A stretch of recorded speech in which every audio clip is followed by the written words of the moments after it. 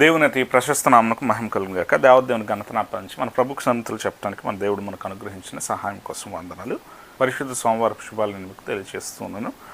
మండల కాలంలో నేటి రోజు కొరకు ఏర్పాటు చేయబడినటువంటి దైవలేఖన భాగములు మొదటి కొరింథీ పత్రిక 1వ అధ్యాయం 17వ వచనం మొదలు 24వ వచనం, మత్తయి సువార్త 21వ అధ్యాయం 18వ వచనం మొదలు 22 వరకు ఉన్నటువంటి లేఖన భాగాలు నేటి పాఠంగా మనం చూస్తున్నాము. 86వ కీర్తన ఉత్తర ప్రత్యుత్తర భాగంగా చూస్తున్నాం. నేటి అంశం సిలువ శక్తి.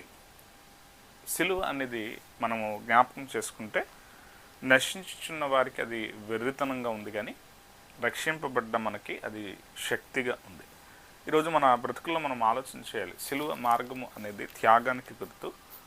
అది యేసుక్రీస్తు ప్రభువారు పొందినటువంటి శ్రమకు గుర్తు. మన బ్రతుకుల్లో మనము ఆయనను వెంబడించడానికి మీరు మీ సిలువనెత్తుకొని మీరు నన్ను వెంబడించండి అని చెప్పి ప్రభువు చెప్పినటువంటి మాటకు గుర్తు.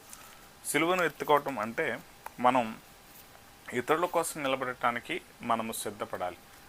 మనల్ని మనము త్యజించుకునే విషయాలు చేయాలి. స్వార్థం అనే విషయాలను విడిచిపెట్టాలి. ఇదంతా కూడా ఈ మాటలు ఉన్నటువంటి సత్యంగా మనం చూస్తాం. ఎప్పుడైతే మనం స్వార్థం విడిచిపెడతామో, ఇతరుల మేలు కోసం జీవించడానికి మనం ప్రయత్నం చేస్తామో, అప్పుడు ప్రభువును మనము వెంబడించిన వారం అవుతాం. మనము ఏదైనా విషయాన్ని నమ్మటంలో ఈరోజు దావీదు తాను మాట్లాడుతున్న మాటలు 86వ కీర్తన మనము చూస్తూ ఉంటే, ఇదిగో నన్ను నీవు రక్షించు అని చెప్పి దావీదు చేస్తున్న ప్రార్థన మనం చూస్తాం. మీరు చేసిన ప్రతి విషయాల్లో కూడా మీరు ప్రార్థించిన ప్రార్థనకు జవాబు దొరికిందని మీరు నమ్మండి. అప్పుడు మీరు కొండను సహితం చూచి నీవు పెకలింపబడి నీవు సముద్రంలో పడవేయబడదు అని చెప్తే అది మీ మాట వింటుంది అనే మాట యేసుక్రీస్తు ప్రభువారు ఆయన తెలియజెప్పినటువంటి తీరు నేటి పాఠంలో చూస్తాం. మత్తయి సువార్తలో ఈ మాటలు చదువుతున్నప్పుడు యేసుక్రీస్తు ప్రభువారు అంజూరపు చెట్టు చూచి దానిని శపించినటువంటి సత్యం అక్కడ కనబడుతుంది. వాస్తవానికి మాటలు అన్యులకు అది వెర్రితనంగా కనబడుతుంది. ఎందుకోసమంటే అది పండ్లకాలం కాదు. అయినా సరే పండ్లకాలం కానప్పుడు ఆయన పండు కోసం వెతికి అంజూరపు చెట్టును ఆయన శపించాడు అన్నట్టుగా మాట్లాడే విధానాలు మనకు కనబడతాయి. కానీ వాస్తవాన్ని మనం అర్థం చేసుకుంటే అక్కడ ఉన్నటువంటి సత్యం ఏమిటంటే ఆయన రూపకంలో దాన్ని అభివర్ణిస్తూ మాట్లాడుతున్న తీరు అది జరుగుతూ ఉంది. మీరు ఇంకా కాలం రాలేదు కదా, కాలం సంపూర్ణం కాలేదు కదా అని చెప్పి మీరు ఏం చేస్తారంటే మీరు చెడుదనాన్ని విడవకుండా ప్రవర్తించే ప్రవర్తనలో మూర్ఖతరంగానే మీరు ఉంటారు. కానీ దేవుడు ఆగమన కాలం అనేది కాలం అని మీరు ఆలోచన చేసే విధానంలో ఉన్నటువంటి స్థితి కంటే మిన్నగా ఉంటుంది. మీరు ఎప్పటికప్పుడు ఫలించే మనస్థితి కలిగినటువంటి విధానంతో మీరు ఉండాలి తప్ప మీరు పై నటన చేస్తూ చూడటానికేమో ఆకులు కలిగి ఎంతో ఖచ్చితంగా దీని దగ్గర పండ్లు దొరుకుతాయి అన్నట్టుగా వేషధారణ కలిగినటువంటి స్థితి మీరు కలిగి ఉండి మీ దగ్గర ఏమాత్రం కూడా నీతి ఫలాలు లేకపోవటం, దేవునికి ఇష్టమైనటువంటి జీవితాన్ని జీవించకుండా ఉండటం, దేవుణ్ణి గణపరిచే పాత్రలుగా మీరు ఉండకుండా పై నటన చేసేటువంటి విధానాలు చేస్తే దేవుడు ఆయన ఆగమన కాలంలో ఆయన వచ్చినప్పుడు నీ చెంతకు వచ్చినప్పుడు నిన్ను చూచినప్పుడు నీవు ఫలించక ఉంటే ఆయన నిన్ను శపించేవాడుగా ఉంటాడు. కనుక నీ బ్రతుకు దిద్దుకు అని చెప్పి చెప్పటానికి ఇశ్రాయిల్లో ఎవరైతే ఇలాంటి వేషధారణ కలిగి ఉన్నారో వారికి అందరికీ కూడా సారూప్యంగా దీన్ని ఉంచి దేవుడు దాన్ని శపించినటువంటి విధానం జరిగింది. పరిశుద్ధ వారంలో సోమవారపు రోజు అనగా నిన్నటి రోజు యెరూషలేము జయప్రవేశం ప్రభువు జరిగించిన తర్వాత మనము మత్తయి సువార్తను గమనిస్తే అదే రోజు దేవాలయ శుద్ధీకరణ జరిగించినట్టుగా ఆ విధానం ఉంటుంది. కానీ మార్కు సువార్తను గమనిస్తే మరునాడు అనేటువంటి విధానంతో దాన్ని వేరుపరిచి ఏ రోజు ఏం జరిగింది అనేటువంటి సత్యాలు తెలియాలంటే మార్కు సువార్త 11వ అధ్యాయంలో ఆయన యెరూషలేము జయప్రవేశం జరిగించినటువంటి మట్టలాది వారపు రోజున ఆయన యెరూషలేముకు ఆయన వచ్చిన తర్వాత ఆయన్ని ఆహ్వానించినటువంటి ప్రజలు ఆయనను ఎంతో కోలాహలంతో ఆనందంతో సంతోషంతో ఆయన ఆహ్వానించినటువంటి సందర్భంలో ఆయన దేవాలయం చెంతకు చేరటానికి ఒక రోజంతా పట్టింది. తరువాత ఆయన వెనుదిరిగి బేతనియాకు వచ్చి తరువాత రోజు దేవాలయం చెంతకు వెళ్ళాడు. ఆ దేవాలయానికి వెళ్ళే సందర్భంలో మొదట ఆయన సోమవారపు రోజున మొదట ఆ దారి మార్గంలో అంజూరపు చెట్టును ఆయన శపించాడు. ఎందుకోసమంటే అది ఉన్న వేషధారణ స్థితి ప్రజలకు తెలిసేటట్టుగా దానిని అంతటిని కూడా మనసులో శిష్యులు మనసులో పెట్టుకున్నారు. ఆ విధానం తరువాత రోజు వారు గమనిస్తున్నటువంటి తీరు ఉంటుంది. అది మార్కు సువార్తలో ఆ వివరణ కనబడుతుంది. దాన్ని చూస్తూ ఆయన ఆ మాటలు చెప్పిన తర్వాత శిష్యులకు దేవుడు ఏ సంగతులు తెలియజెప్తున్నాడంటే మీరు ఏదైనా ప్రార్థన చేసిన తర్వాత ఆ ప్రార్థన జరిగే స్థితి కోసం దాని ఫలితం మీకు దొరికిందని మీరు నమ్మటం మానొద్దు. మీరు నమ్మిక కలిగి ఉండండి. అలా నమ్మిక కలిగి ఉంటే దేవుడు మీకు గొప్ప కార్యాలు చేస్తాడనేటువంటి మాటలు చెప్పాడు. 86వ కీర్తనలో సహితం దావీదు ఏం చేస్తున్నాడంటే, దావీదు తాను ప్రార్థిస్తూ ఉన్నప్పుడు దేవుని నమ్ముకున్న విధానంలో నేను ఉన్నాను కనుక దేవుడు నా మొరను ఆయన వింటాడు, నాకు సమాధానం చెప్తూ ఆయన నాకు కృప చూపుతాడనేటువంటి నమ్మికను తాను ప్రకటిస్తూ ఈ మాటలు తాను చెప్తూ ఉన్నాడు.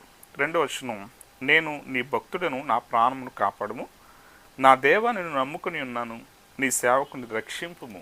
ఈ మాటలన్నీ కూడా తాను మాట్లాడుతున్నాడు. ఇదే మాటలు మార్కు సువార్త 11వ అధ్యాయంలో 24వ వచనంలో ఈ మాటలు స్పష్టతను చేయబడుతూ వారు నమ్మాలో ఎలాగున ప్రార్థన చేసినప్పుడు ఆ స్థితులు జరుగుతూ ఉన్నాయో వాటిని గురించిన వివరణ. అందుచేత ప్రార్థన చేయనప్పుడు మీరు అడుగుచున్న వాటి నెలను పొంది ఉన్నామని నమ్ముడి, అప్పుడు అవి మీకు కలుగునని మీతో చెప్పుచున్నాను. నమ్మకం లేని ప్రార్థనకు సమాధానం దొరికే స్థితి ఉండదు.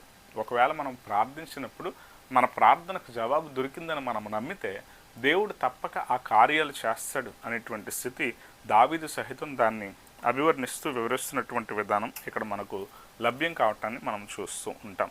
అదే విధానంలో మనము జ్ఞాపకం చేసుకోవాల్సినటువంటి సత్యం, దేవుడు చాలా విషయాలు సిలువ శక్తి అనబడినటువంటి విధానంలో ఇదిగో జ్ఞానులకు వెర్రితనం, ఇదిగో ఈ వెర్రితనంగా ఉన్నటువంటి స్థితిగా మనలను దేవుని నమ్ముకున్న ప్రజలుగా ఉన్నటువంటి వారిని ఆదిమ కాలం నుండి కూడా దూషిస్తున్నటువంటి స్థితులు జరుగుతూనే వస్తున్నాయి. సిలువ అనేది వెర్రితనంగా కనబడుతుంది. సిలువను గురించి చాలా తక్కువగా మాట్లాడే విధానాలు జరుగుతాయి. యేసుక్రీస్తు ప్రభువారు సిలువ మీద నుండి దిగితే, ఇదిగో నువ్వు ఇప్పుడు దిగు, మేము నిన్ను నమ్ముతాం అనే మాట వారు చెప్పారు. కానీ వాస్తవానికి యేసుక్రీస్తు ప్రభువారు సిలువ మీద నుండి దిగగలిగే స్థితి శక్తి ఆయనకు లేదా అంటే ఉంది. కానీ ఆయన పూర్తిగా యాగంగా ఆ ఆరాధనా విధానం సంపూర్తి కావాలంటే పస్కాలో వారు అనుసరిస్తున్న విధానానికి తగినటువంటి మూల్యం చెల్లింపబడాలంటే ప్రభువు అక్కడ సిలువ మీద తన ప్రాణాన్ని విడవాలి. ఆ తీరు చేయటం కోసమే యేసుక్రీస్తు ప్రభువారు ఏం చేస్తున్నారంటే బలి పశువుగా మన పాపముల కోసం ఆయన వధింపబడుతూ ఉన్నాడు.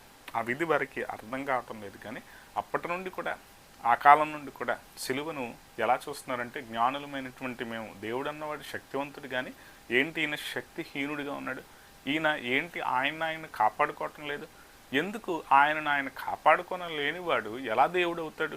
ఈ విధానాల్లో ఉన్నటువంటి ప్రతి మాటలు కూడా జ్ఞానులుగా ఉన్నటువంటి వారి జ్ఞానం ఎలా ఉందంటే ఈ లోకానికే, ఈ ఆలోచన వరకే.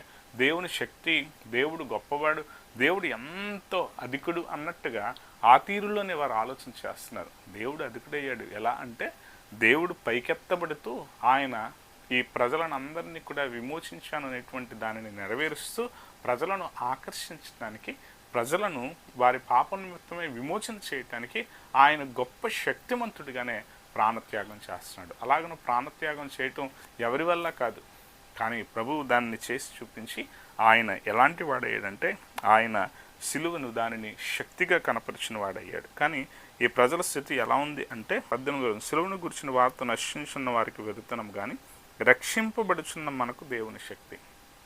ప్రభు మన కొరకు ఆయన శ్రమ పొందినప్పుడు మనము కూడా ఈ లోకంలో ఎలాగనో వెలువబడే స్థితి, ఎలాగనో ఇబ్బంది పడేటువంటి స్థితి, ఈ సంగతులన్నీ కూడా చెడును విడిచినప్పుడు మంచి కోసం నిలబడేటప్పుడు లోకమంతా నిన్నేం చేస్తుందంటే వెర్రివాడిగానే చూస్తుంది. ఏంటి వీడి తత్వం ఇంతేనా, వీడి చేతకాని వాడు, వీడి స్థితి ఇదేనా అన్నట్టుగా అనుకుంటుంది. అయినా కూడా నీవు రక్షింపబడ్డావు, అది నీకు శక్తి. ఈరోజు మన బ్రతుకులో మనం జ్ఞాపకం చేసుకోవాలి, దేవుని కోసం నిలబడే విధానంలో వేషధారణ కంటే మనము మన మనస్సు మారిన స్థితికి చాలా ప్రాముఖ్యమైన స్థానం ఇవ్వాలి. అలాగను మనం నిలబడుతూ దేవుని వారంగా జీవించడానికి దేవుని కృప సదా మనకు తోడే సంరక్షించి కాపాడును గాక. ఆమేన్.